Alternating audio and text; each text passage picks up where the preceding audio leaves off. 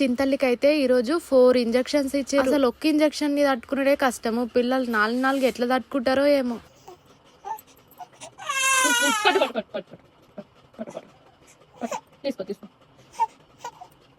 వీళ్ళ యాక్టింగ్ అయితే ఎన్ని అవార్డులు ఇచ్చినా తప్పులేదు. అయితే పిల్లలకి ఎక్కువగా ఈవినింగ్ టైమ్ లోనే స్నానం చేపించడానికి ట్రై చేస్తే ఫ్రెష్ గా మంచిగా వండుకుంటారు. నేను ఏదైనా పని చేసుకుంటా కనిపించిందంటే చాలు వంశు తల్లికి ఏడుపు వస్తుంది. చిన్నోడికి ఫీవర్ వచ్చింది, పాపం పడుకున్నాడు. చిట్టి తల్లి ఏమో డిస్టర్బ్ చేస్తుంది. మొన్న వ్రతం చేసుకున్నప్పుడు పప్పు కర్రీ అయితే చేయి జారి కింద పడ్డదనమాట. ఇక మొత్తం జల్లిపోయింది. ఇక ఆ రోజు అయితే టైం లేక క్లీన్ చేసుకోలేదు. ఇంకా ఈ రోజు అయితే నీట్ గా మొత్తం కూడా క్లీన్ అయితే చేసేసుకున్నా. ఈ మధ్య అయితే ఎందుకో తెలియదు గానీ అంతా నాకు నచ్చినట్టుగా హ్యాపీగా జరిగిపోతున్నాయి అన్ని అనిపిస్తుంది. ఇవి అప్పడాలు మొన్న నేషనల్ మార్ట్కోయినప్పుడు తీసుకున్నా. ఇక ఇప్పుడు అన్నంలోకి ఉంటాయి కదా అన్నట్టు ఇక కాలుస్తుంది. చిన్నోనికి పోయిన సంవత్సరం సెప్టెంబర్ లో వాని బర్త్డే అప్పటి నుంచి స్టార్ట్ అయినాయి జ్వరాలు.